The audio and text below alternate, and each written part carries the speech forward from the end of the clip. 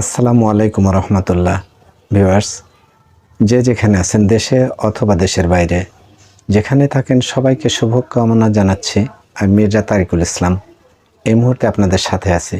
Viewers, একটি খবর প্রচার করেছে একটি উল্লেখযোগ্য দৈনিক পত্রিকা।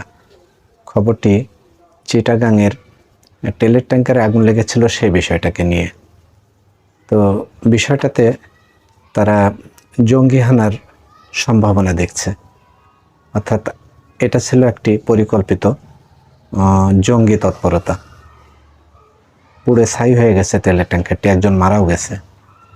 চলুন আমরা দেখি এই পত্রিকাটি কি বলতে চেয়েছে এই তেলের ট্যাঙ্কার সম্পর্কে।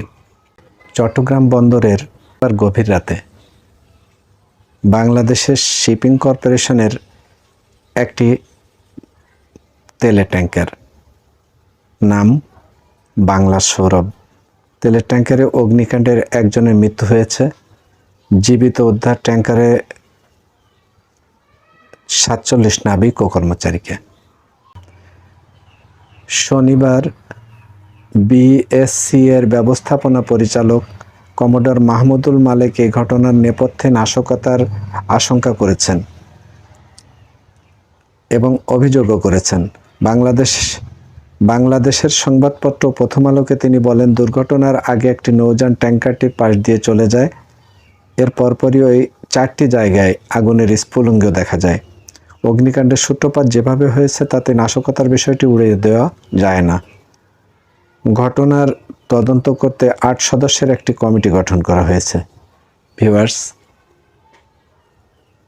এত বড় একটি তেলের ট্যাঙ্কারে আগুন লেগেছে, এমনি এমনি লাগে নাই। সন্দেহটা অমূলক নয়।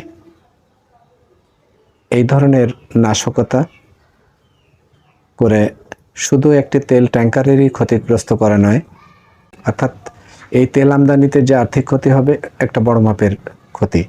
এছাড়াও দেশের ভেতরে একটা অরাজকতা, উচ্ছৃঙ্খলতা, বিশৃঙ্খলতা, এইগুলোরই অপচেষ্টা বলেই মনে হয়।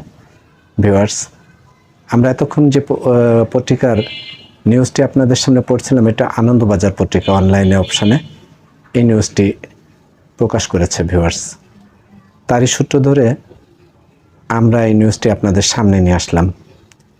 আমরাও আনন্দবাজার যেভাবে খবরটি প্রচার করেছে সেই বিষয়টা নিয়ে বাংলাদেশে বন্দর ব্যবস্থাপনার যারা দায়িত্বে আছেন তাদের যে অনুমান, তাদের যে সন্দেহ, আমাদেরও সন্দেহ একই ধরনের।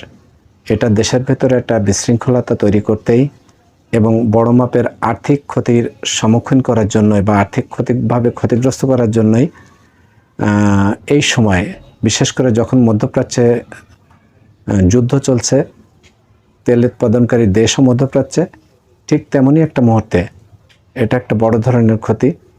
আমরা চাই যে এই ধরনের ক্ষতি করার জন্য যারাই হোক, যেই হোক, তাদের ধরে তাদের বিচারের সম্মুখীন করা। ভিউয়ার্স, এই ধরনের অপতৎপরতা, অপচেষ্টার সঙ্গে যারাই জড়িত থাকুক, আমরা চাই তারা বিচারের আওতায় আসুক। দেশের এই ধরনের ক্ষতি আর যেন তারা না করতে পারে, তার জন্য তাদেরকে বা তাদের বিরুদ্ধে শাস্তি ব্যবস্থা করা হোক। ভিউয়ার্স, আপনারা যে যেখানে থাকবেন আপনারা ভালো থাকবেন। আপনাদের সবার শুভকামনায় এখানেই এই নিউজটি শেষ করছি। ভালো থাকবেন। আগামীতে দেখা হবে নতুন কোনো নিউজে। ততক্ষণ পর্যন্ত আপনাদের শুভকামনায় আমি মির্জা তারিকুল ইসলাম। ভালো থাকবেন সবাই।